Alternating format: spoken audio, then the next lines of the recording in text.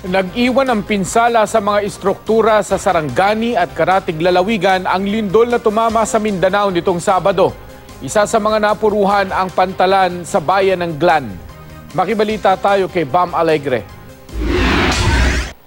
Makikita sa CCTV footage na ito ang pagyanig ng magnitude 7.2 na lindol sa National Highway ng Glan, Sarangani. Nakunan din ng isa pang CCTV ang pag-alog ng paligid sa isang palengke. Pagsikat ng araw, tumambad ang pinsala ng lindol sa iba't ibang bahagi ng lalawigan ng Sarangani.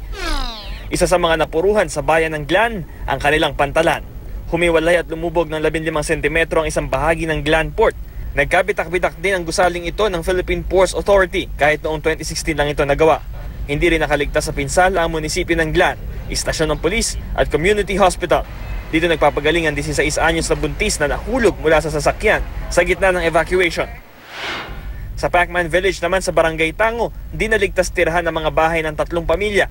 Kabilang ang sa tiyuhin ni Senator Manny Pacquiao at kapatid ni Mami Dionisha na si Diosdado Dapidran. Pangayo nila nga ma-renovate nila ang na hapin naman yung mga gubagyo kay tungod sa linog. Inaantay lang natin yung rapid damage assessment team ng region. Siguro pinakamaga nito ay Tuesday na ma-organize natin. Sa General Santos City naman, nasira ang isang lumang gusali na itinayo noong 1970s. Nagkabasag-basag din ang salamin ng isang mall at nasira ang kisame.